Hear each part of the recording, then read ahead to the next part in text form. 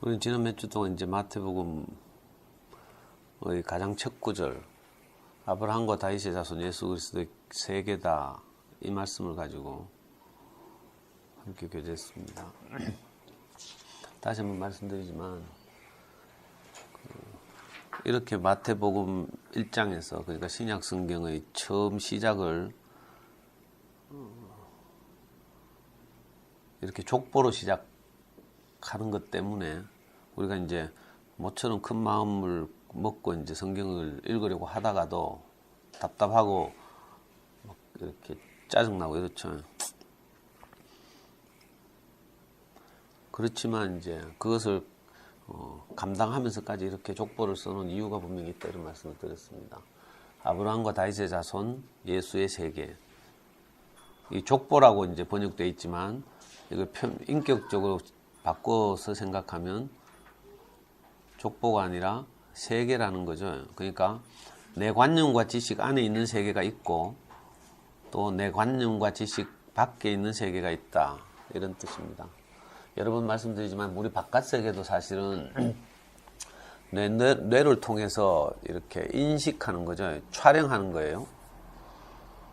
그래서 이제 이렇게 인식이 가능한 거죠. 그러니까 저 바깥 세계도 어쩌면 똑같이 인식되지 않을 수도 있다는 뜻이잖아요.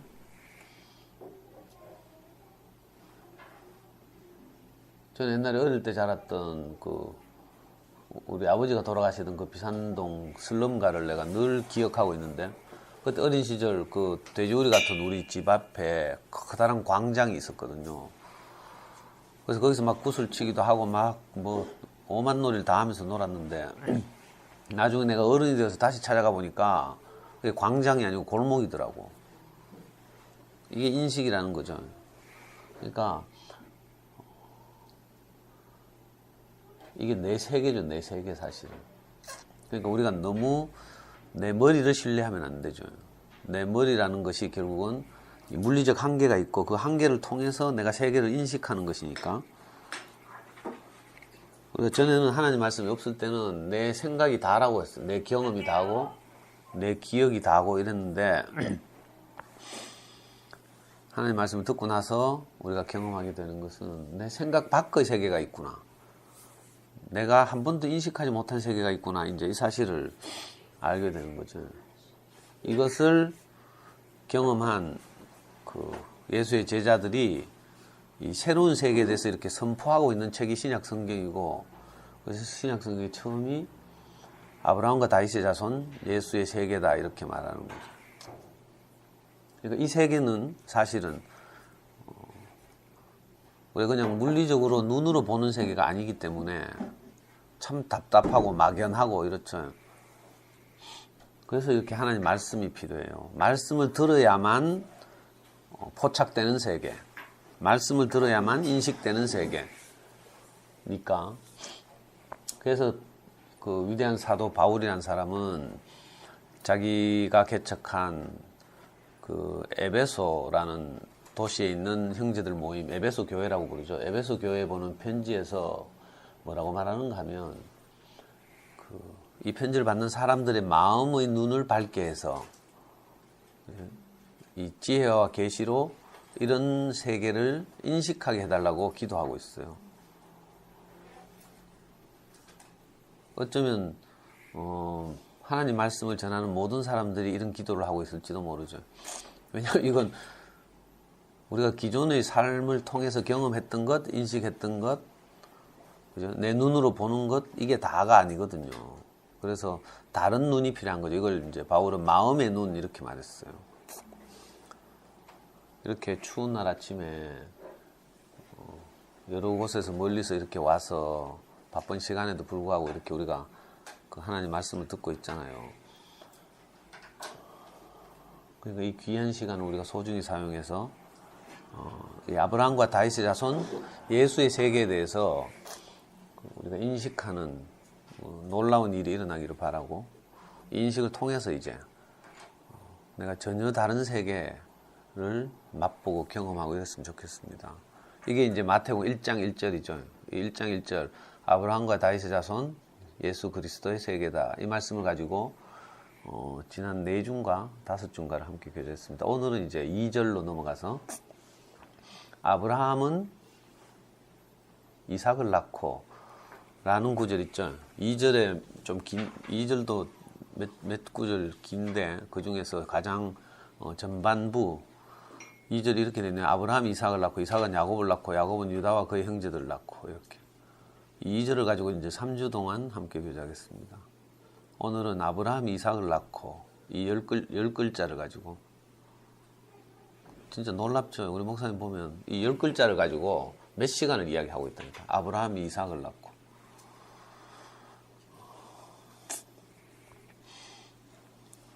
그러니까 아브라함은 100 몇 살 살았더라? 175살인가를 살았거든요. 175살 살았는데 신약 성경에서 딱 한 줄로 줄이고 있어요. 아브라함의 일생을. 아브라함은 이삭을 낳고 이렇게. 네, 재밌는 거 전에 한번 가르쳐드렸죠. 아브라함이 175세를 살았다고 했지. 아브라함의 아들이 이삭인데 이삭은 몇 살 살았다고 했지? 관심이 없네요. 180, 야, 네 칠판에 분필 들고 계산해봐라. 그 분필 있잖아. 자, 먼저 아브라함이라고 써. 제일 위에. 아라고 써, 아. 자, 그 밑에 이삭이라고 써, 이. 그 다음에 야곱, 야. 그래. 요 3대에 걸쳐서 아브라함에다가 175라고 써봐. 이삭은 180. 이 사람들이 산 나이거든. 야곱이 몇 살이더라? 147세인가? 자, 이렇게 살았어. 자, 뭐 한다 했지? 아브라함은 5의 제곱 곱하기 7인가? 그럼 얼마고? 175 맞나?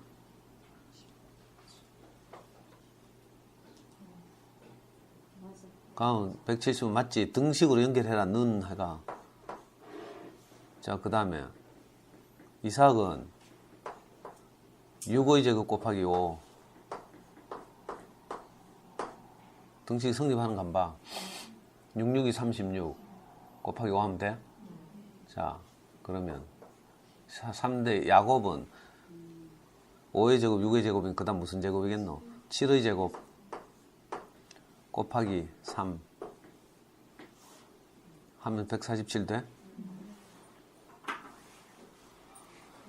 자, 이건 이제 그냥 흥미로 뭘 말하려고 하는가 하면 성경을 표면적으로만 읽으면 안 된다. 이걸 이제 우리가 미리 이제 제가 모임 때마다 자주 말씀드리지만 어떤 의도를 가지고 썼다 이 말이에요.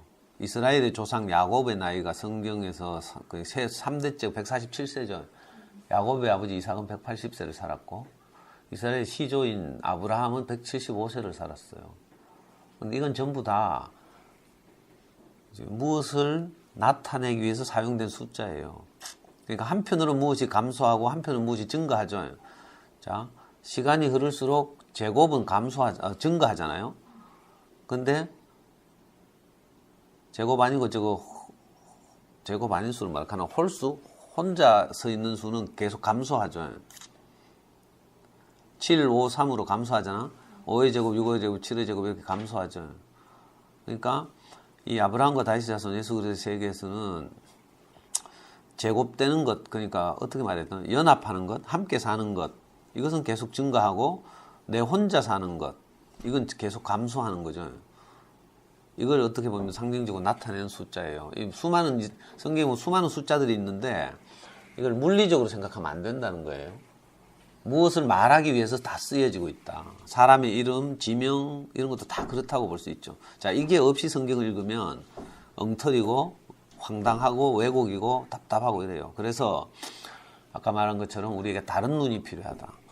아브라함과 다윗의 자손 예수 그리스도의 세계를 인식하기 위해서는 다른 시각이 필요하다. 어쩌면 내가 지금까지 알고 있던 경험, 지식, 기준 이런 거 있잖아요. 이런 것들이 하나님 말씀을 듣는데 오히려 방해가 될 수도 있다. 그러니까 경험해 보면 자기 자신에 대해서 신뢰하지 않는 것이 하나님 말씀을 듣는데 가장 좋죠. 내가 미리 알고 있는 게 있으면 있잖아요. 말씀을 들으면서 계속 내가 알고 있는 것으로 뭘 해야 돼요? 필터링 하게 돼요. 저는 처음에 목사님 말씀을 들을 때 내가 알고 있는 마르크스 레닌주의 지식 때문에 정말 고생을 했어. 목사님 보수적인 예를 자꾸 들고 이런데 나는 이미 알고 있는 진보적인 생각이 있으니까 말씀 들을 때마다 그게 막 걸리고 생각이 들고 막 이랬죠. 여기까지는 이제 앞으로 이제 말씀을 들을 때 참고하라고 드린 말씀이고요. 아브라함과 다윗의 자손 예수 그리스도의 세계라 해놓고 아브라함이 이삭을 낳고 이렇게 말했어요. 그러니까 아브라함의 전 인생을 통해서 한 거라고는 이삭을 낳은 일밖에 없다 이 말이죠. 왜 우리도 무덤에 가보면 비석 세우잖아요. 웬만한 집에는 비석 옆에 그 새겨져 있는 게 뭐밖에 없어요. 아들 누구 뭐 그죠? 며느리 요즘 또 뭐 여성평등이라 며느리 이름까지 새겨주고 뭐 이러더라. 손자 이름하고. 그러니까 사실은 일생을 한 개인이 일생을 살고 남는 건 뭐밖에 없어요? 자식밖에 없다 이런 말이죠. 물리적 세계에서도 그래요. 물리적 세계에서도. 자, 우리가 이게 참 중요한데 어쩌면 우리가 이 자리에 모여있는 이유도 사실은 우리 소중한 아이들 때문에 모여있는 거죠. 아이들 어떻게 하든지 좀 잘 키워보고 싶어서 처음에 우리가 다 만나기 시작했으니까. 아이들이 너무 소중한 거죠. 저도 이번에 우리 애 데리고 와가지고 여러분들 앞에 세웠잖아요. 어쩌면 이제 우리 아이를 우리 엄마들 앞에 이제 세운다는 말은 이제 우리 아이들도 저처럼 늘 엄마들의 판단을 받게 된다 이런 뜻이기도 하죠. 저기 말을 잘하나 못하나 늘 이렇게 노출된 건 노출. 그걸 각오하고 이제 어쩌면 내 가장 육신적으로 내 가장 소중하게 생각하는 것이 내 아들인데 내 아들을 이제 엄마들 앞에 세웠어요.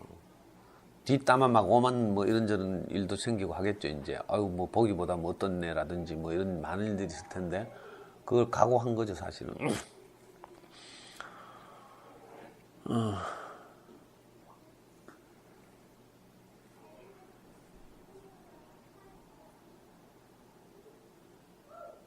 제게는 이제 우리 아들이 너무 소중한데 근데 이제 이게 물리적인 육신적인 아들 이게 이제 우리가 정말 소중하게 생각하지만 이게 다가 아니거든요. 한계도 있고. 그래서 이 신약 성경 마태복음 1장은 아브라함 이삭을 낳고 이렇게 하면서 족보를 쭉 이야기하지만 사실은 저 뒤에 가면 42대를 걸쳐서 그리스도라 칭하는 예수가 나기 때문에 이 족보가 소중하다 이걸 말하고 있는 거예요. 그게 없으면 부모 자식 간도 별거 없어요. 여러분들 다 해봤죠? 제가 만난 많은 분들이 이상하게 시댁 부모뿐만 아니라 친정 부모님하고도 잘 관계가 안 되고 서운하고 뭐 어렵고 이런 게 있더라고. 육신적인 세계는 이런 한계가 있어요. 그래서 이걸 보고 구약이라고 부르죠. 육신적으로 잘 되는 것이 우리 인생을 복되게 한다고 생각하는 사상, 경향 이걸 통틀어서 구약이라고 불러요. 물론 이스라엘의 역사를 통해서 빌려온 거죠. 그러니까 우리가 이스라엘의 역사를 경험하지 않았다 하더라도 오늘 우리도 육신적이고 표면적이고 물리적으로 잘 되는 것이 내 인생을 복되게 할 것이다. 이런 생각을 가지고 있다면 아직도 우리는 구약시대에 사는 거죠. 자, 신약시대는 뭔가 하면 이런 육신적이고 표면적이고 구약적인 것들이 해보니까 내 인생이 복이 아니더라. 그게 아니라 인격적으로 내가 어떤 열매를 추수하는 것이 정말 인생을 복되게 하는 것이더라. 이걸 이제 알고 경험하고 새롭게 인식한 새로운 세계를 열어젖힌 사람들의 세계. 이게 이제 신약 성경이죠. 그래서 아브라함은 이삭을 낳고 이렇게 줄여서 말하는 거라. 그죠? 육신적으로도 아브라함은 이삭이 너무 중요하잖아요. 근데 그게 다 하면 너무 슬프죠. 이 말씀을 우리 목사님이 우리 목사님 만나기 전에 하셨는데 이게 몇 년도 말씀이더라? 1990년인가? 이 마태복음 가지고 교회 앞에서 형제들에게 쭉 말씀을 했는데 어제도 밤에도 이걸 읽어보니까 누가 형제들인지 타이핑한 거죠. 옛날에 목사님 말씀하신 것을. 이 당시에 목사님 이제 큰 딸이 있었는데 큰딸이 지금은 이제 여러분들 또래죠. 은혜라고. 애가 초등학교 6학년인가? 이러니까. 근데 이 당시에 얘가 이제 입시를 치른 거래, 입시. 그때 뭐 학력고사 쳤나? 수능 쳤나? 하여튼 수능을 치고 이제 나오는데 보니까 이제 시험을 좀 못 쳤나 봐. 그래가지고 애가 막 울고 막 집에 와서 막 이러더래. 그때 목사님이 이제 그 가장 사랑하는 딸 은혜를 보면서 그렇게 말씀하셨대요. 우리가 이것뿐이면 입시를 잘 치르고 못 치르고 공부를 잘하고 못하고 이것뿐이면 정말 참 우리가 할 말이 없는데 목사님 자신에게는 그게 아니라 다른 것이 있기 때문에 이 은혜에게 이제 다른 말로 위로를 하는 거예요. 나는 네가 공부를 잘하든지 못하든지 상관없이 너는 내게 소중한 딸이다. 이렇게. 그리고 좋은 대학을 가든지 못 가든지 나는 네가 사람이 되었으면 좋겠다. 이렇게 말했어요. 이게 우리 부모들의 마음이죠. 사실은. 왜곡돼서 그렇지. 우리가 진짜 축복을 알고 나면 우리 자식들이 그리스도를 경험하는 것. 이걸 정말 원하게 되거든요.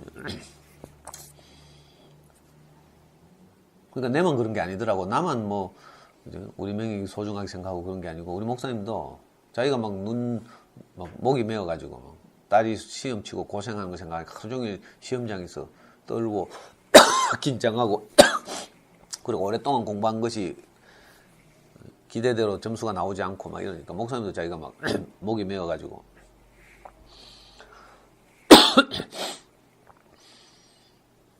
그렇게 하면서 이제 이날 말씀을 하셨는데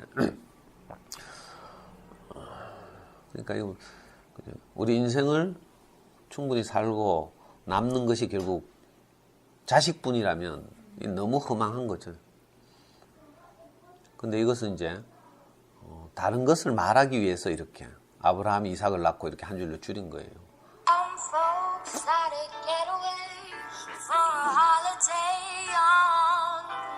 여보세요? 여보세요?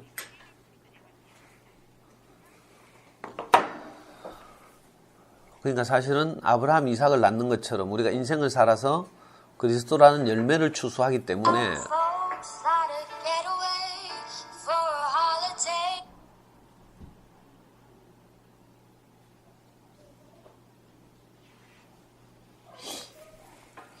추수하기 때문에 의미가 있는 거죠. 사실은 하나님도 그렇대. 창세기 1장과 2장을 보면요. 하나님도 열심히 뭘 작업을 해가지고 천지를 창조하는데 그 창조의 마지막이 뭔가 하면 사람의 창조죠. 처음에는 뭐 빛을 창조하고 둘째 날 궁창을 창조하고 셋째 날 식물을 창조하고 넷째 날 뭐 시간을 창조하고 다섯째 날 뭐 식물과 동물을 창조하고 뭐 이렇게 해서 마지막 날 창조한 게 뭔가 하면 사람이에요. 그러니까 사실은 하나님에게 보면 사람은 이 만물 가운데 가장 중요한 존재라는 거죠. 아브라함에게 이삭이 중요한 것처럼. 왜냐하면 아브라함의 최종적인 열매가 이삭이니까. 하나님에게서 가장 소중한 존재는 천하 만물 가운데서 사람이라는 거, 사람. 그리고 또 이 사람이 일생을 살아서 거두는 최종적인 열매는 그리스도래. 우리가 해보면 알죠. 이걸 성취해도 저걸 성취해도 그죠? 그 기쁨이나 즐거움은 잠시 있다 지나가고요. 지속적인 행복과 만족을 보장해 주지 않거든요. 그런데 신기하게 내 인생의 열매가 그리스도라면 참 신기하게도 이게 내게 깊은 만족과 안식을 경험하게 해요. 그래서 우리는 어찌하든지 세상 사람들이 사는 것과 다르게 그리스도를 나타내고 사는 것, 이게 중요하죠. 왜냐하면 그래야 내가 행복하니까 뭐 다른 거 다 치우고 그래야 내가 만족하고 이렇게 살 수 있으니까 그렇죠. 어찌하든지 내가 하나님 마음을 표현하고 살아야겠다. 잠시 이제 헷가닥 해가지고 내가 내 성질대로 하잖아요. 그러면 계속 그게 나를 이제 속상하게 하는 거죠. 만족이 없고 찝찝하고 뒤통수 땡기고 막 이렇거든요. 어찌하든지 우리가 하나님 말씀을 듣고 하나님의 마음을 표현하는, 그죠?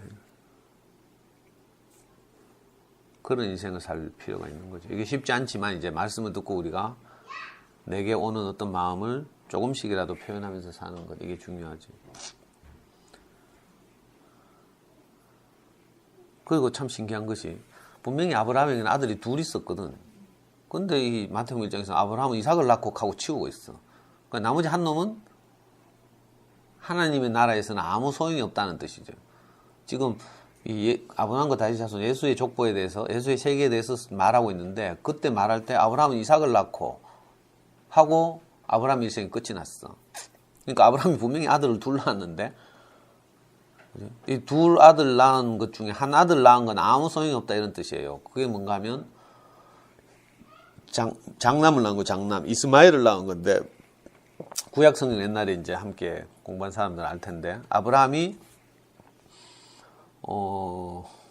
분명히 하나님이 자기를 부르실 때 내가 너로 후사를 주겠다 뭐 이렇게 말했죠. 씨를 주겠다 이렇게 약속을 했어요. 그 씨가 번성해 가지고 온 땅을 덮도록 하겠다 이렇게 약속을 했어. 근데 아브라함이 자꾸 나이가 들어가는데 하나님이 후사를 안 줘, 씨를 안 줘.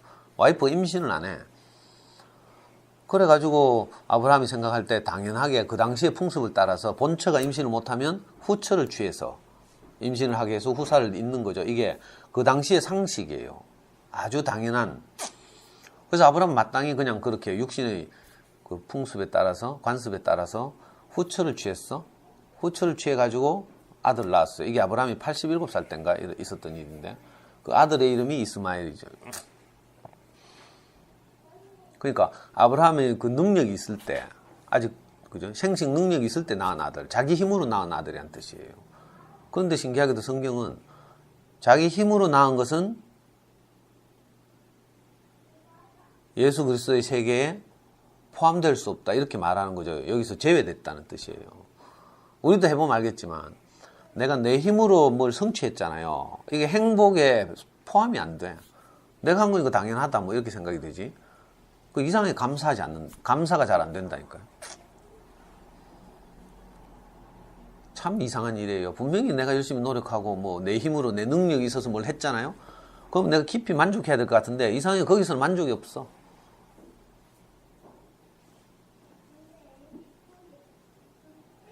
그리고 나서 있잖아요. 아브라함이 99세가 되었을 때 하나님이 다시 아브라함을 찾아와서 한 말이, 내년 이맘때에 네가 아들을 낳게 될 것이다, 이렇게 말하는 거야. 그때 아브라함뿐만 아니라 아브라함의 와이프도 지금까지도 임신 못하고 있었잖아요. 그 생리도 끊어졌대.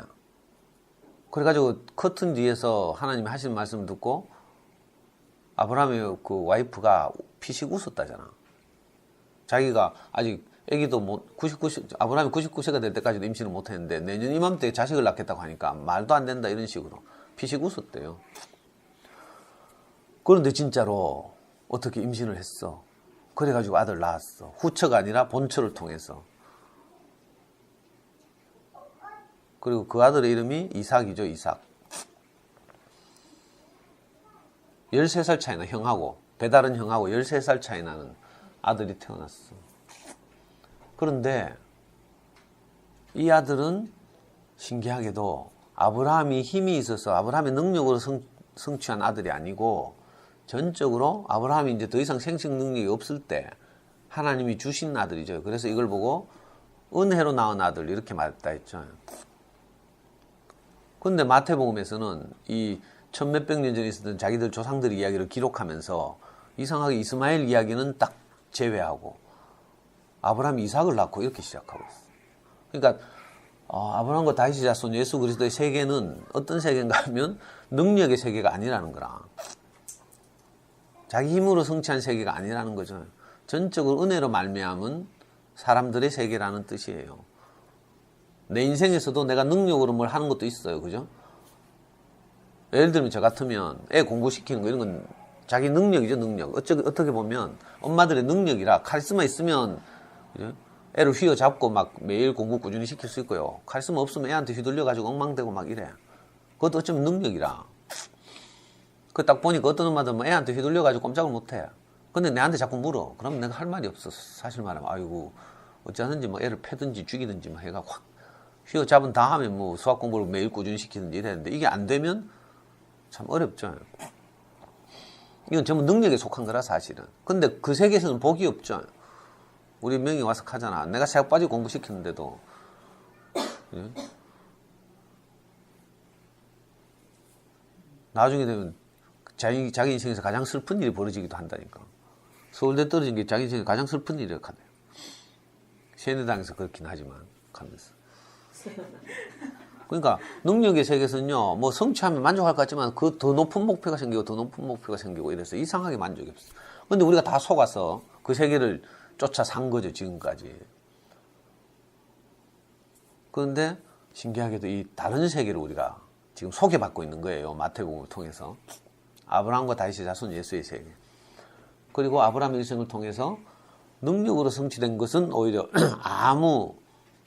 아브라함 일생에서 만족이 안 되고 하나님에서 받은 것, 전적인 은혜로 자기가 도저히 자식을 낳을 수 없을 때 태어난 아들 이삭, 이게 한 줄 딱 기록된 거예요. 아브라함은 이삭을 낳고. 우리 인생도 마찬가지인데요. 내 인생을 통해서 도저히 낳을 것 같지 않은 어떤 아들이 있다니까. 이게 소위 말하는 만족, 행복 이런 거죠. 아무리 우리가 바둥거리며 살아봐도 이게 잘 안 나오거든. 내 인생을 통해서. 근데 어느 날 신기하게도 전적인 은혜로 내가 노력할 때는 뭐 도저히 이걸 경험하기 어려운데 신기하게도 내가 전적인 은혜로 어느 날 내가 막 감사와 만족, 행복 이걸 경험하게 돼요. 이게 내 인생을 통해서 그리스도를 낳는 경험이죠. 그러니까 이게 너무 소중한 거라. 아브라함에게 이삭이 자기 일생을 통해서 가장 소중한 열매인 것처럼 우리 인생을 통해서 산출되는 그리스도, 이건 내가 만족하고 또 나와 함께 사는 사람들도 만족하는 이 이상한 열매. 이거죠. 사람의 열매는 그러니까 그리스도예요. 유명한 사람들은 막 뭐 높은 이렇게 직위를 경험하고 막 이러죠. 그래서 장례식장 가보면 막 화환 막 오고 하잖아, 막. 그죠? 근데 그거 아무것도 아니죠, 사실은.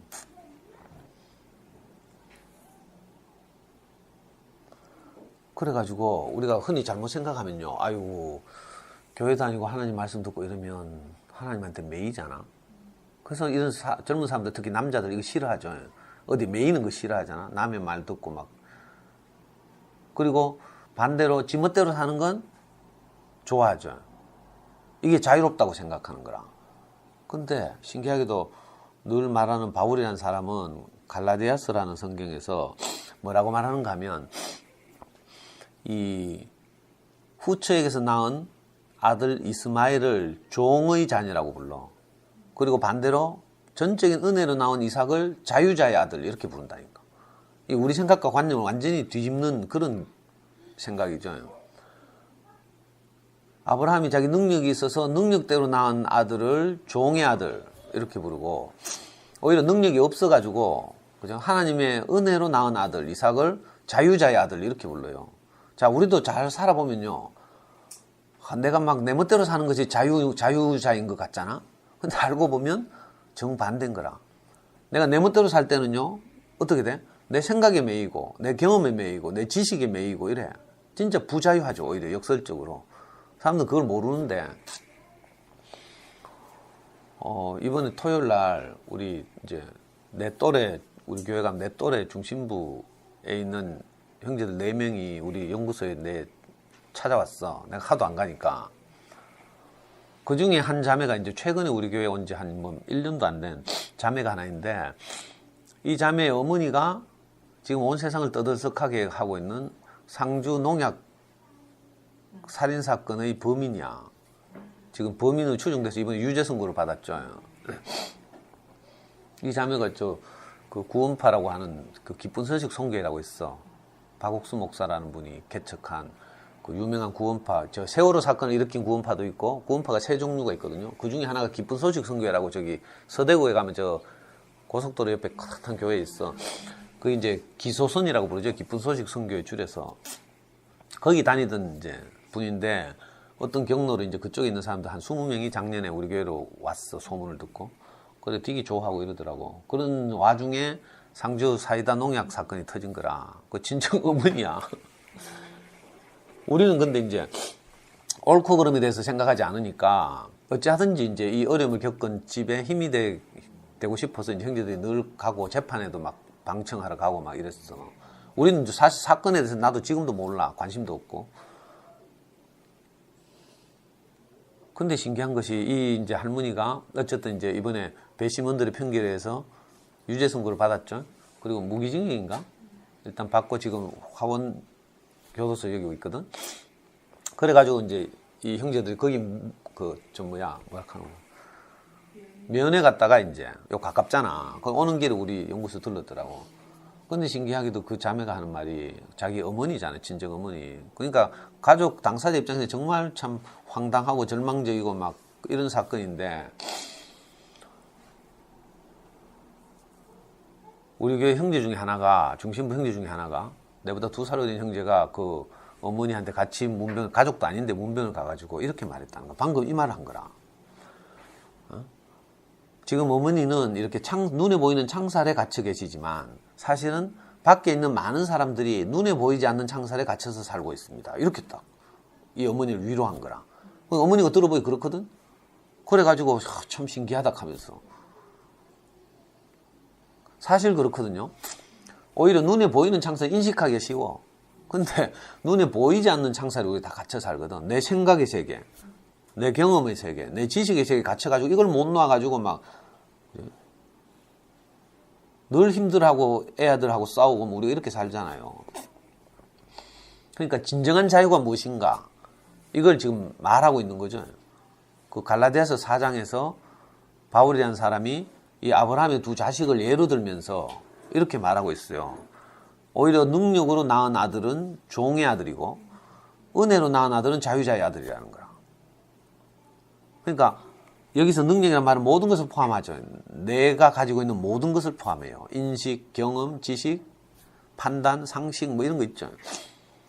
근데 이상하게 내가 이런 것들을 내가 가지고 살면 어떻게 돼요? 내가 부자유해져. 반대로. 내 생각이 그러니까 내 경험이 그러니까 내 인식이 그러니까 아무리 생각해도 아닌 거라. 내가 성미하고 맨날 싸우는 이유가 뭔지 알아요? 내 인식이 성미와 인식하고 달라가지고. 나는 분명히 이렇게 말했는데 성미는 그게 아니라는 거라. 내가 늙어서 이제 뭐 기억도 전부 못한다는 거라.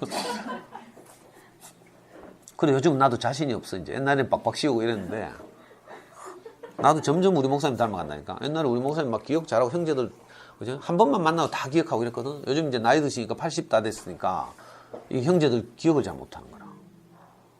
근데 나는 젊은데 벌써 그런 취급을 받고 있어 지금.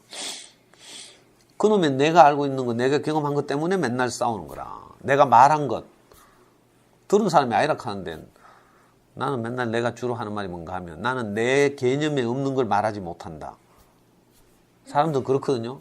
자기 개념이 없는 걸 말을 못해. 그래서 나는 내 개념이 없기 때문에 난 그런 말 한 적이 없는데 듣기를 또 그렇게 들었다니까 내가 할 말이 없잖아. 그래가 맨날 싸운다니까. 이게 부자유한 거죠. 내 개념이라는 것에 갇혀가지고.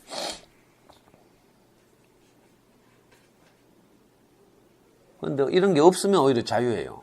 희한하다니까. 나는 그래도 내가 뭐 내 멋대로 사는 것 같지만 내 나름대로 좀 이렇게 예의, 도덕 이런 게 있어. 그래서 교회 가면 내가 내 앉은 자리에서 가만히 있다니까. 그런데 우리 교회 가면 진짜 자유한 사람들 있잖아요. 내가 가진 도덕이나 뭐 예의나 이런 게 없는 사람도 있어. 그런 사람들은 목사님 말씀 중에는 막 돌아다니면서 자유하고 있다니까. 신기하죠.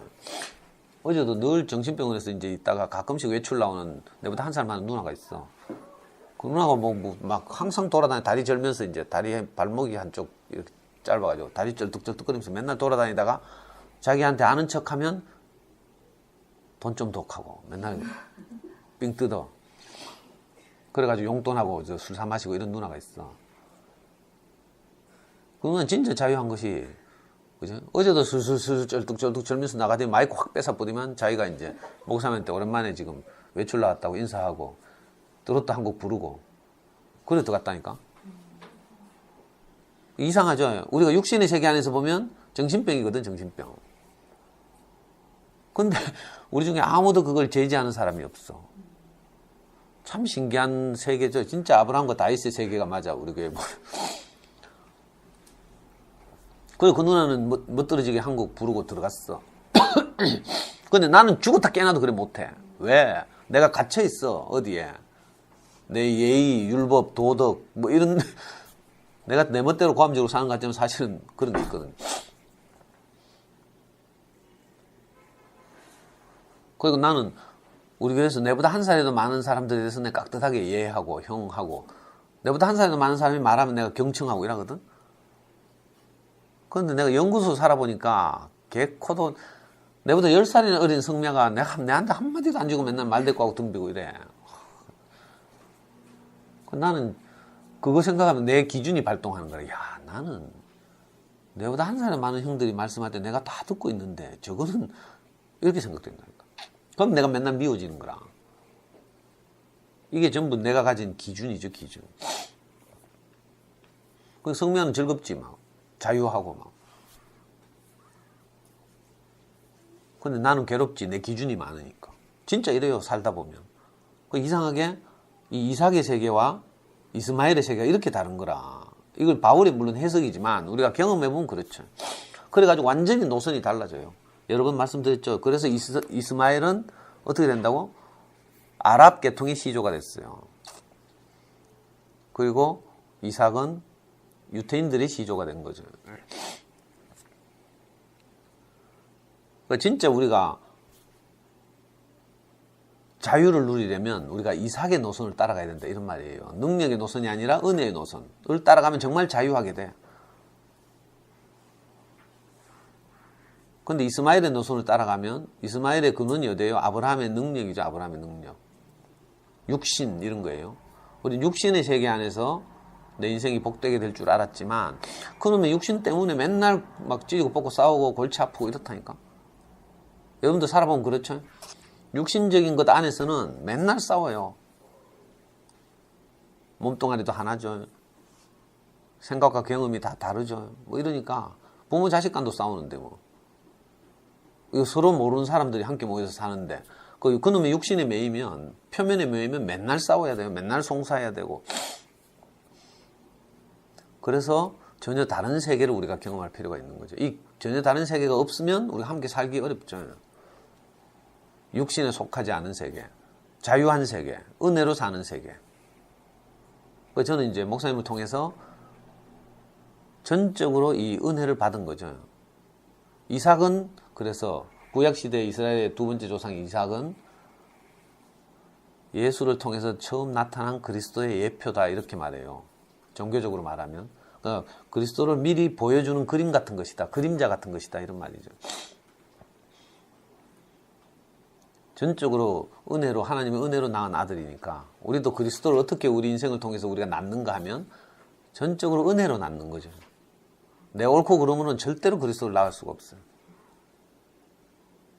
우리 아이들에게서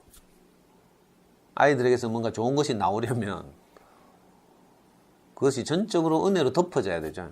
근데 우리 애 보고 이번에 깜짝 놀랐는데 내가 많은 잘못을 했자, 호작질다고 했다 했잖아요. 근데 엄마들 앞에서 애가 하는 말이 그건 다 지나갔다, 이렇게 말하더라고. 그리고 우리가 신기하게 지금 행복하면 지나간 것이 아무 문제가 되지 않고 지금 불행하면 지나간 것이 다 문제가 된다, 이렇게 말하대. 그래서 제가 막 칼부림도 하고 뭐 맨날 교복 짠닥하고 어머니 다 있잖아요. 패고 막. 애가 다 알잖아. 근데 자기에겐 그게 아무런 문제가 되지 않는 거라. 왜 그래요? 다른 은혜가 계속 그 상처, 골, 패인 자국을 다 메꿔가지고 그렇죠. 이 근원으로부터 흘러나온 전적인 은혜가 저를 통해서 우리 아이에게 흘러가서 이걸 다 덮고 나니까 이제 지금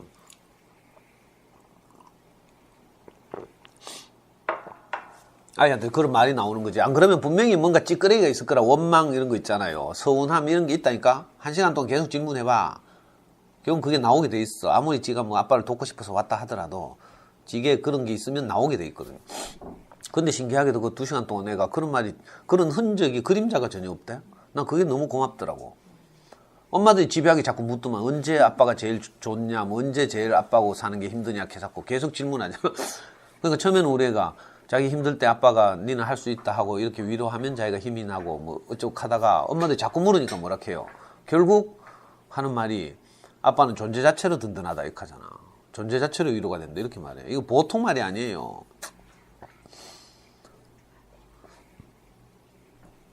나는 그때 그냥 대충 들었거든. 근데 어떤 엄마들이 그걸 추수해가지고 그 누구 저 율금초등학교 나온 자오라는 엄마가 그 말을 듣고 자기가 막 울컥해가지고 눈물 참느라고 혼났다 하대. 그 엄마는 그 말을 추수한 거죠. 그래가 우리 카페에 한 줄 써놨더라고. 또 미화도 추수해서 써놓고 이러니까 내가 아 우리 애가 이런 말 했구나 기억이 나대. 나는 별로 이렇게 주목해서 안 듣는데. 그러니까 그죠? 우리가 은혜로 받은 것이 오히려 우리를 자유하게 한다니까. 옛날에 그 어떤 것들로부터 해방되게 하고요. 그러니까 우리 육신을 가져서 어쩔 수 없이 육신의 세계를 살지만 우리가 진짜 행복하게 살기 위해서는 이 육신을 그죠? 별로 중요하게 생각하면 안 돼. 이런저런 관계 뭐 이런 거 있잖아요. 예를 들면 뭐 자식하고 남편하고 이렇게 살죠. 찌죽 보고 살잖아. 근데 예수는 뭐라고 말했는가 하면 천국은 하나님 나라는 시집가고 장가가는 세계가 아니래. 근데 우리는 어찌하든지 이 시집가고 장가가는 세계 안에서 내가 남편하고 오손도손 살고 자식하고 뭐 어떻게 잘 관계 좋고 이렇게 자꾸 하고 싶다니까. 근데 그 시집가고 장가가는 세계 안에서는 맨날 찌우고 뽑고 뭐 좀 좋기도 하고 어떤 때는 그죠? 근데 또 막 그것 때문에 또 막 내가 힘들고 고통이 오고 막 이렇죠. 그래서 이 시집가고 장가가는 세계를 살면서도 내가 거기에 다른 은혜의 세계를 덧입혀야 돼요. 저도 육신을 갖고 살죠. 그래서 밥 안 먹으면 4시간만 굶으면 내가 배고파서 신경질 나고 막 이런 성격을 가졌거든. 그러니까 이 육신으로만 살면 정말 짜증나죠. 늘 이게 반복되고 이러니까. 근데 여기에 우리가 속해서 갇혀서 사는 게 아니라 이 세계를 넘어서는 다른 세계가 있다는 것을 경험하고 인식하고 우리가 은혜로 이 육신의 세계를 덮고 사는 거죠. 그래야 비로소 우리가 이제 안식이 오고 행복이 오고 이래요. 저도 이번에 우리 애가 일본 갔다 오지만은 처음에는 농담으로 자기는 이제 일본에 가서 편의점 알바하면서 살겠대. 기껏 얼마 전까지 로스쿨 뭐 간다하고 뭐 인문시험 치고 이래가 점수 잘 나오고 내 기분 좋아가 강의 때마다 떠벌리고 막 자랑하고 다녔는데 이제 와서 이제 로스쿨 뭐 안 갈란다 하면서 편의점 알바하면서 살란다 하는 거라. 편의점 알바는 물론 농담이지만 사실 진지하게 하는 지금 일본에 가서 일본의 5대 상사에 취직하면 정년이 없대. 우리나라 대기업들은 뭐 40, 50 되면 다 자르잖아요. 근데 정년이 없대 일본은. 지대로는 많이 알아봤겠지. 그리고 일본어를 능통하게 해가 희한하게 가서 어디서 소통하는데 별 지장이 없고 뭐 이러니까 이제 그 요즘 계속 일본 가잖아. 좀 있으면 또 뭐 일본 대사관 사진전에 입선해가지고 또 일본 열을 가죠. 구정 바로 다음날 또 직업마하고 벌써 6개월 전부터 일본 가기로 여행 가기로 딱 해놨어. 그러니까 일본 가지만 계속 일본의 영향을 받네 지금. 근데 내가 육신의 세계에 속해서 아이에 대해서 이런저런 기대나 요구를 가지고 있으면 이런 말 들으면 정말 낙담하죠. 물론 들으면 내가 좀 실망스럽지만 근데 금방 털고 하루 만에 내가 딱 다시 이제 이게 전환이 돼가지고 내가 우리 아이한테 그렇게 말했다니까 진짜로. 사실은 내가 우리 애가 로스쿨 나와서 뭐 법률가가 된다고 해서 행복하다는 건 난 몰라 사실은. 나는 개코도 몰라 우리 애가 변호사 되면 행복한지 뭐 CPA 되면 행복한지 난 모른다니까. 솔직히 말하면 모르잖아요. 난 내 인생의 행복도 몰라가지고 헤매고 살았는데 우리 애가 나중에 어떻게 될지 내가 어떻게 알아. 모른다니까. 모르는데 내가 경험한 알량한 것 가지고 그래도 자격증은 있어야지 자꾸 이 생각에 갇혀가지고 그래도 아빠 마음에는 자격증 이렇게 하고 있었다니까. 근데 우리 애가 그 말 딱 해주니까 오히려 내가 거기서 해방돼 나오더라고. 그래 사실은 아빠는 네 행복에 대해 잘 모른다. 솔직하게 말하게 되고 네 하고 싶은 대로 해라. 하고 뭐 나중에 우리 애 뭐 나이 들어서 뭐 지가 뭐 살 때쯤 되면 나는 없어. 우리 애가 행복한지 불행한지 난 몰라. 난 무덤에 가 있을 거야 아마. 살아있으니까 뭐 염려하고 걱정하고 이런 거지. 그렇게 생각하니까 생각이 거기에 이르니까 내가 해방돼. 내가 가벼워져요. 그래서 네가 무엇을 하든지 내가 너를 응원할 것이다 하는 마음이 다시 이제 회복되고. 그러니까 우리는 육신을 가져서 늘 약해가지고 내 마음에 드는 거 하면 막 좋아했다가 안 드는 거 하면 금방 실망했다가 막 이렇게 하는데 하나님 말씀이 없으면 이게 회복이 안 되지. 그래가 이제 자식하고 원수되는 거라. 우리 애가 지금 지가 하겠다는 걸 번복한 게 한두 번이 아니거든. 군대에 있을 때 있잖아요. CPA 하겠다고 막 걔가 교보문고에 내 책 주문해가지고 2만원 뜯고 4만원짜리 5만원짜리 CPA 공부하는 책 있잖아. 그런 거 사가 부대로 바로 배달해주고 이랬다니까. 근데 그거 뭐 페이지 넘기지도 안 하고 나오자마자 또 딴 거 하겠다고 뭐 지랄하듯 비행기 조종사 하겠다 하고 뭐. 그리고 돌고 돌고 돌아가지고 지금 편의점 알바 하겠다 하고 있습니다. 한번 생각해봐요. 내 모든 것을 바쳐서 키웠는데 편의점 알바 하겠다 해봐. 근데 신기하게 우리가 거기서 자유하게 되는 거라. 한편은 애 또 지나가는 생각일 수도 있다는 생각도 들고, 또 설령 지나가는 생각이라고 하고 믿고 있으면 안 돼. 그럼 또 내 기대가 여전히 남아있는 거죠.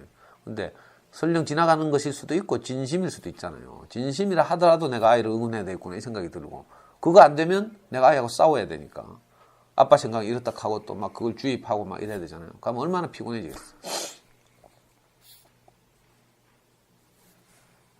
사실 우리 아이가 저렇게 잘 자란 것도 전적인 은혜거든요. 내가 일부러 엄마들한테 강의할 때 내가 잘 키웠다고 하지만 내 깊은 속에는 뭐가 있는 줄 알아요? 우리 아이는 엄마도 버렸어, 4살 때. 다윗 왕이 그렇게 말했어요. 다윗이 왕이 되고 난 후에도 항상 한 말이, 우리 아버지 이삭이 나를 버렸을지라도 여호와께서는 나를 버리지 않으셨다. 이렇게 말했거든요. 자기는 8번째 아들로 태어나가 너무 못났고 능력이 없어가지고 아버지가 갈로 밖으로 친 아들이라, 아버지가 이세라는 사람인데 말했죠. 이스라엘에 2번째 왕이 필요해서 선지자가 하나님이 시켜서 이세의 집에 가면 다음 왕이 있을 것이다 이렇게 말했어. 그래서 선지자 사무엘이 이세의 집에 찾아오잖아요. 근데 왕감을 면접 보이는데 7 아들을 쫙 차례대로 데리고 와서 면접을 보이는데 다윗은 너무 못났고 무능력하니까 양치러 저 들판에 보내고 없는 거라. 아마 그 정도 취급을 했으면, 그죠? 평소에 아버지가 어떻게 취급했는지가 많이 우리가 유추할 수 있잖아요. 그러니까 다윗은 그게 너무 상처가 됐겠지. 나중에 왕이 되고 나서 시편을 쓰는 시에 그렇게 써놨다니까. 내 아버지가 나를 버렸을지라도 여호와께서는 나를 버리지 않으셨다. 이렇게 써놨어. 사실 근데 그 시를 읽을 때마다 우리 아들 생각이 난다니까. 우리 아들도 나중에 하나님 은혜가 정말 자기를 덮쳐오면 그렇게 생각할 거라. 부모가 나를 버렸을지라도 여호와께서, 하나님께서는 나를 버리지 않으셨다. 이렇게 고백하는 날이 오겠지. 엄마가 자기를 버리고 갔고, 나도 그때 와이프 없고 이러니까 내가 너무 절망스럽고 캄캄해가지고 진짜 애 심각하게 그냥 공원에 보내고 내라도 살까 이 생각을 내가 했거든. 내가 뭐 살만할 때는 자식을 위해 산다고 하지만 내가 정말 절박해봐요. 자식 눈에 안 들어온다니까. 우리 와이프 보여 알겠대. 봤죠? 굉장히 착하게 생겼잖아. 우리 와이프 진짜 착하게 생겼다니까. 근데도 자기가 절박하니까 자식이 눈에 안 보여. 우리가 자식이 신경 쓰인다는 말은 아직 여유가 있다 이런 뜻이에요. 감사해야 돼. 내가 아이가 이렇게 자꾸 눈에 밟히고 신경 쓰이고 한다는 말은 내 인생에 아직 여유가 있다. 참 감사한 일이다. 이렇게 해석해야지.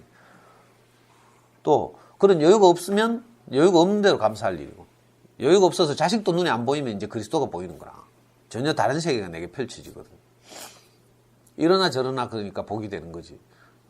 이 아브라함과 다윗의 자손 예수 그리스도의 세계 안에 들어오면 내가 이러나 저러나 복이 돼요. 거기서 너무 막 이렇게 육신에 얽매여가지고 어떻게 뭐 남편하고 오손도손 살라고 막 애를 쓰고 막 이래 안 해도 돼요. 거기서는 물론 오손도손 살면 감사하고, 그죠? 하지만 오손도손도 몇 초 안 가. 조금 지나가면 또 싸우고 뭐 이렇다는, 육신의 세계는 그래요. 4시간 지나면 배고픈 것처럼 맨날 사이 좋을 수가 있나? 수 틀리면 생각이 다른데, 함께 살아보면 그렇죠. 연애 몇 년씩 하고 결혼해서 살아도 너무 다르니까 거기에 매이면 맨날 싸우는 거라. 저 인간하고 내하고 생각을 맞추고 뭐 이러려고 하면 맨날 싸워야 돼. 그러니까 그죠? 그 세계보다 더 깊은 질 높은 세계가 내게 덮쳐와서, 그죠? 그렇게 살아야 그게 별 문제가 안 되는 거죠. 그러면 남편하고 진짜 사이가 좋아져. 난 우리 와이프하고 지금 사이 좋잖아요. 왠지 알아요? 뭐 거기서 뭐 반찬 맛있니 어쩌니 커피를 태워주니 안 태워주니 여기에 매이지 않으니까 사이가 좋은 거라. 옛날에는 거기 매여가지고 막 자존심을 걸고 싸우잖아요. 네가 그럴 수가 있나? 커피 한 잔 태워달라고 하는데 네가 방학인데 뭐. 어젯밤에도 내가 새벽 1시 내가 라면 하나 끓여달라고 하니까 소파에 들어누고 연속 보고 있으면 난 안 끓여준대. 그래 내 삐지가 다시 내 방으로 돌아갔잖아. 그래 참다 내가 2시 내가 새벽 2시에 다시 내가 거실로 나와가지고 고함을 확 질렀지. 니 진짜 너무 하는 거 아이가? 그러면서. 그렇게 하니까 겨우 하나 끓여주대. 니는 꼭 그래 이렇게 내 암 걸려 죽으라고 그래 잘 때 내가 라면 끓여주나 하면서.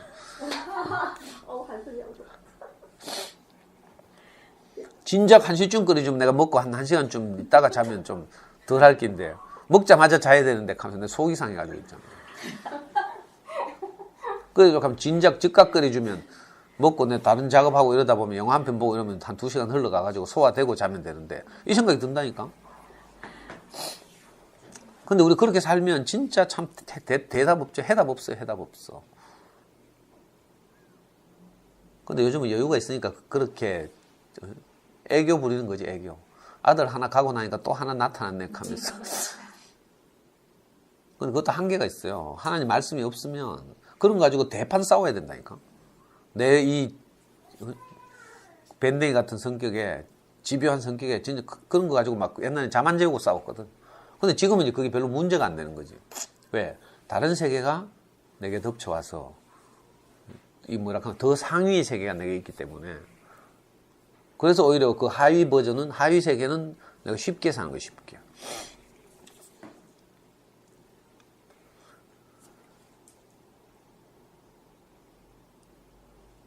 그러니까 이스마엘의 세계가 아니라 이삭의 세계가 있다. 내 능력이나 내 노력이나 이런 것으로 사는 세계 말고 내가 값없이 받은 세계가 있다. 우리가 이걸 놓치면 안 돼. 이걸 놓치면 사망이라, 사망. 뭐 이런니 저런니 뭐 이런 생각이 자꾸 들죠. 계산하게 되고 이래요. 우리도 함께 살다 보면 앞으로 이런 일이 많을 거라. 나도 모르게 내 천연적인 것이 나오면 내가 계산하게 돼요. 그때마다 우리가 이제 하나님 말씀이 필요하죠. 계산 너머에 있는 세계.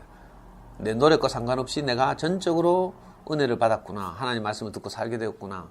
이삭은 그래서 전적인 은혜로 말미암아 받은 생명을 상징하는 거죠.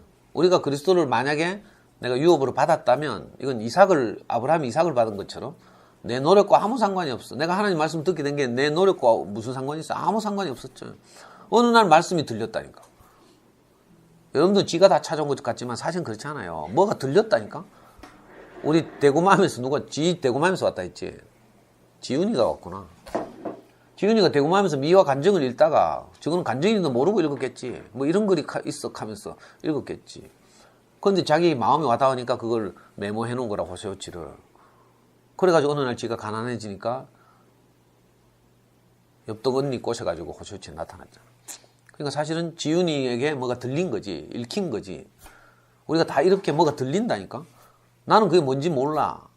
뭐 이상한 이야기 하는데, 공부 이야기 같기도 하고 뭐 이런 이야기 하는데 내가 자꾸 발걸음은 이리 오고 있어. 강씨처럼. 강씨가 그렇다니까. 벌떡 일나가 막 이렇게 가잖아. 여러분들 보면 그렇다니까. 이 추운 날씨에 올겨울 제일 춥다는데 벌떡 일어나가 오게 된다니까. 뭐가 들려서 오는 거라. 이거 하나님 말씀이 들리는 거죠. 이 진짜 복이라니까. 전적인 은혜로 내가 뭘 듣게 됐어. 어쨌든지 간에. 그리고 그것이 나를 평안하게 하고 행복하게 하고 이러니까 뭐 이런저런 거 많이 걸리는 게 많지만 그래도 오는 거라. 불사하고 그 불나방이 막 불을 향해서 달려드는 것처럼 우리가 하나님 말씀이 나를 살리는 곳으로 이렇게 우리가 오게 되는 거죠. 이렇게 해서 함께 살게 돼요. 이게 아브라함이 이삭을 낳고 하는 말이라. 그러니까 아브라함의 이삭이 얼마나 소중하겠어요. 하나님에게 사람이 그만큼 소중하다니까.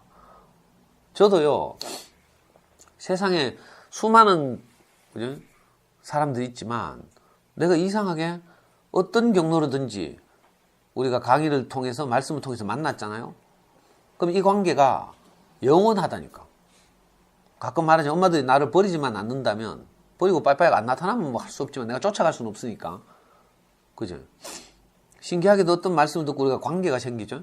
우리가 부모님에서 태어나면 이거 관계가 생기잖아요. 이 관계는 끊을 수 없는 거죠. 우리가 하나님 말씀을 통해서 관계가 맺어져. 이건 끊을 수가 없어요. 지난 토요일 날 2년 만에 어떤 자매가 카톡이 왔어. 금요일 밤에 10시 돼가지고. 오빠, 저 아리따움인데 기억하시겠어요? 하면서. 아이고, 내가 그걸 말이라고 하나 그랬어. 기억하시겠어? 이래 묻는 것 자체가 내 짜증나. 나는 늘 기다리거든. 얘가 그 자기 아들 공부 잘해가지고 자사고 대공고 가고 나서 그놈의 학부모들하고 모여서 논의라고 입시에 자기 투신해가지고 2년이나 안 왔잖아. 그 나는 얘 학년도 몰라서 이번에 고3 올라간 줄 알았다. 고3 올라가니까 좀 답답한갑다. 이제 상담하러 올라간갑다 싶어가지고 이제 나는 항상 너를 기다렸다 하면서 애 고3 올라가자 하니까 그게 아니고 이번에 수능을 쳤대.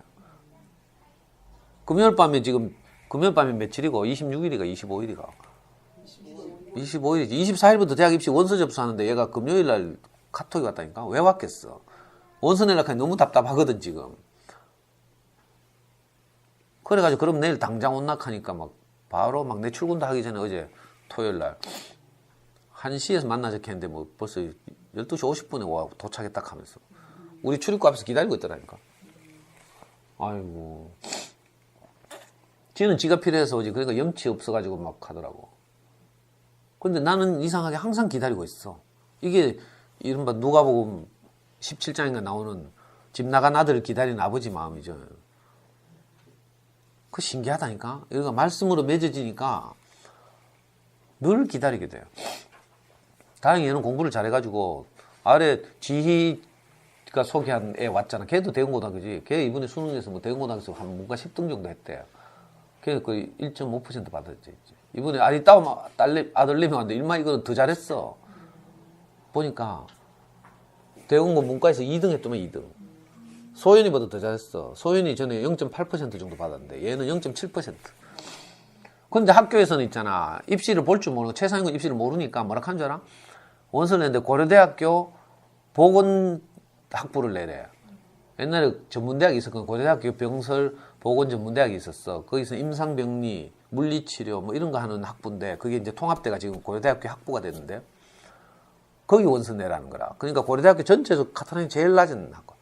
애가 공부 잘가 명식이 자사고 대건에서 전교 2등 했는데 보건전문대학 옛날로 말하면 그거 내라 하니까 애가 너무 쪽팔려가지고 속상해서 그런데 안 내고 이제 한의대 내겠다고 전부 다. 가군, 나군, 다군 세 군데 내는데 한의대 내겠다고 찾아왔어. 그 입시에서 잘 모르니까 뭐 해보여. 그 내가 그 최상위권 입시 전문 사이트 이제 애 성적 넣어가지고 유료 결제하고 이제 나오는 거 보니까 애가 전국에서 2,300등 했어. 2,300등. 야, 니 이 성적 가지고 무슨 한의대라고 가놓고 하면서 안 그래도 요즘 인기 폭락한 한의대 하면서 있죠. 니 성적이 아깝더니 2,300등 아이가 하면서 2년 전에 소연이 언니라고 있었는데 소연이 누나라고 있었는데 그건 2,800등 했다. 근데도 내 말 듣고 원서 내가지고 지금 멀쩡하게 지금 학교 잘 다니고 있다 하면서 그때 뭐 카타린 유난히 낮아서 그런 게 아니고 그게 정상적이었다. 내가 이렇게 말했어. 그 니는 500등이나 앞서는데 당연히 내 같으면 연세대 경대학 내거나 뭐 니 내고 싶은데 내라 하면서 입시라는 게 워낙 괴물 같아서 내가 장담할 수는 없지만 하니까 애가 얼굴이 환해져가지고 있잖아. 가는 데마다 다 절망적인 이야기 하는 거라. 최상위권 세계에서요. 와 잘했다 싶지. 근데 학교 가면 다 쫄아가지고 뭐 엉뚱한 이야기 한다니까. 가면 뭐 그놈의 입시가 그래 우리를 다시 만나겠잖아. 내가 그래 모임이 오락하니까 이게 올 안 왔네. 원서 내고 나면 오겠지. 그러니까 우리가 관계라는 게 이런 거거든. 한번 만났잖아요. 말씀을 듣고 그러면 이게 잊혀지지 않아. 이상하죠. 여러분들도 그럴 거라 아마 어디 도망가가지고 혼자 잘 살더라. 도망가가는 좀 실례된 표현이지만 내 꼴 보기 싫어가지고 여기 안 나타나고 살더라도 평생 영향을 받고 산다니까. 계속 생각나고 있잖아. 오기로 안 올지는 모르지만 이거 한 번 들으면요 잊혀지지 않아. 20년 만에 오는 누나들도 있어. 우리 교회 어떤 누나인데 동산간호전문대학 다닐 때 목사님을 만났어. 목사님하고 성경 공부하고 막 목사님 젊을 때니까 너무 행복하게 살다가 그만 시집을 잘 가려고 있잖아. 능력 있는 남자 만나가지고 시집간이라고 교회를 떠났잖아. 근데 자기가 20살, 21살, 22살 때 목사님하고 동산병원 안에 동산간호전문대학에서 성경 공부하던 그게 잊혀지지 않는 거라. 이 누나가 나중에 그 남편을 따서 영국 이민 갔어.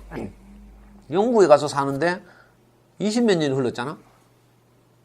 근데 목사님이 다시 생각나가지고 희한하게 있잖아. 목사님 옛날에 뉴욕 순회를 갔을 때 미국에서 뉴욕 가깝잖아. 영국에서. 그러니까 맨체스터 사는데 맨체스터에 비행기 타고 뉴욕에 왔다니까. 그럼 목사님 20년 만에 다시 만났잖아. 그때 목사님 하신 유명한 말씀이 있어. 성경 10편에 보면 네가 새벽 날개를 펴고 동쪽 바다 끝까지 갈지라도 내가 너와 함께 있고 네가 땅속 음부까지 내려갈지라도 내가 거기 너와 함께 있다. 하나님이 이렇게 말했어. 이게 무슨 말인지 알아요? 말씀이 들어서 우리 뇌 속에 있잖아. 우리 생명 안에 있어서 설거지를 할 때도 거기 말씀이 같이 있다니까. 하나님이 같이 있어. 운전을 할 때도 하나님이 같이 있지. 여러분들 이제 큰일 났어. 어디를 가도 그 말씀이 계속 있다니까. 그리고 어디 자유하지는 못해. 이게 진짜 자유인데 사실. 하나님 말씀 들으면 이게 하나님 말씀 메인 것 같지만 이게 진짜 자유예요. 왜냐하면 세상의 뭐 여러 가지 뭐 이거 있잖아요. 지식, 관념, 도덕 뭐 이런 데서부터 해방되니까. 그래 그 누나가 자기가 젊은 시절 목사님을 떠난 것이 너무 안타까워가지고 자기 딸을 대구에 보냈잖아. 그것도 옥스퍼드 나온 딸을. 옥스퍼드 뭐 세계적 명문이잖아. 거기 나왔는데 이 딸을 대구로 보냈다니까. 그러니까 얘가 대구 영남대학교에 의학당 강사로 원서를 냈어. 옥스퍼드 나온 얘가. 그랬더니 면접을 하면서 영남대학교에서 놀래가지고 세상에 이런 학벌을 가지고 영남대 영문과 교수직에 지원한 것도 아니고 의학당 강사로 지원하니까 이 사람들 믿기지 않아가지고 니 왜 이카노 하면서 있잖아. 이 학벌을 가지고 대구 왜 왔노 하면서. 그것도 경산에 있는 영남대학교 원서 내니까. 얘는 지금 대구 살고 싶어서 왔다는 걸 이 사람들은 도저히 이해를 못해. 근데 얘는 모든 학벌을 내려놓고 대구 와서 지금 살고 있잖아. 우리 교회 누구지? 한성이 형 아들하고 결혼해가지고.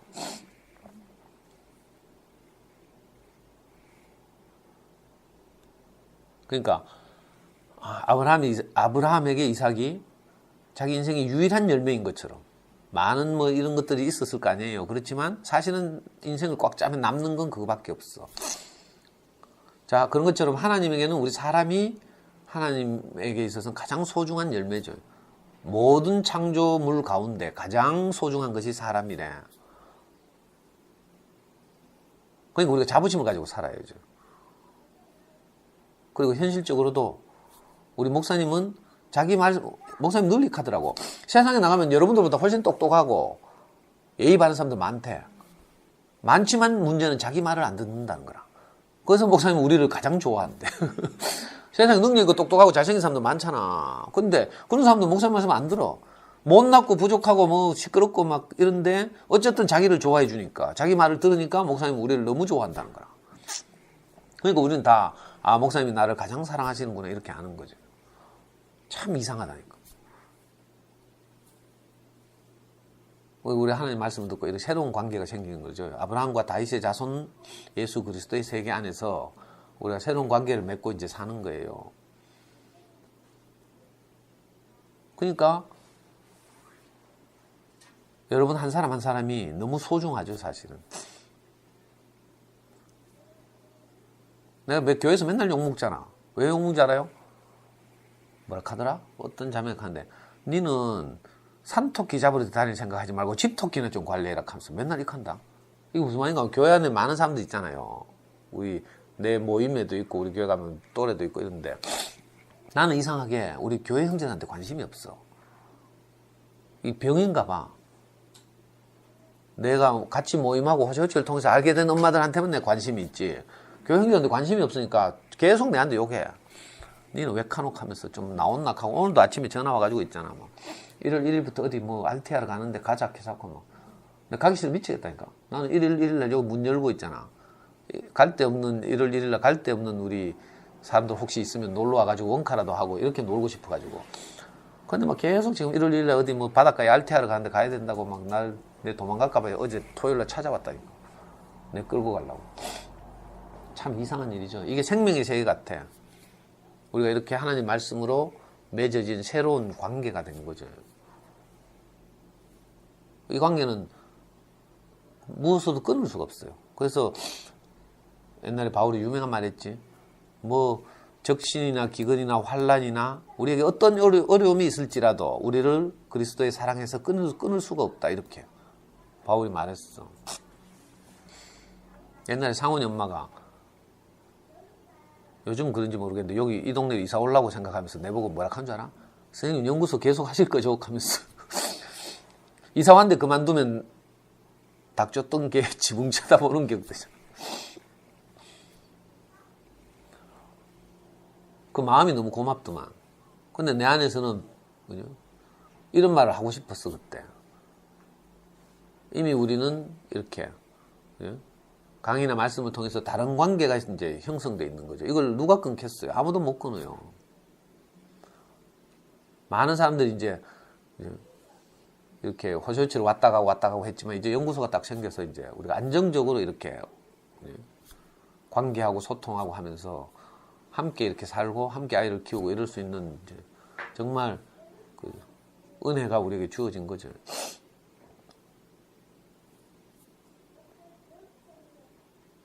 그리고 이렇게 월요일마다 안정적으로 이렇게 우리가 새로운 세계에 대해서 나누고 이럴 시간이 이럴 기회가 생겨서 너무 진짜 감사하고. 이 말을 꼭 기억했으면 좋겠어. 아브라함이 이삭을 낳고 아브라함이 전 인생에서 이삭이 가장 소중한 것처럼 우리 전 인생을 통해서 가장 소중한 것은 그리스도죠. 육신적으로도 그렇고 제게서 가장 소중한 건요. 제가 어쨌든 하나님의 말씀을 통해서 여러분들 만난 거예요. 나는 그거밖에 자랑할 게 없어 사실은. 내가 아무것도 없잖아. 우리 애는 와가지고 뭐 아빠가 늙음하게 뭐 이런 뭐 연구소라도 하니까 기특하다 카더만. 난 연구소 하는 게 하나도 뭐 내게 기특할 일 없어요. 호실제가 없어져서 너무 안타까운데 이런 공간이 생겨서 이런 공간을 통해서 이렇게 우리가 함께 행복하게 사는 것에 대해서 이렇게 나누고 이게 좋은 거지.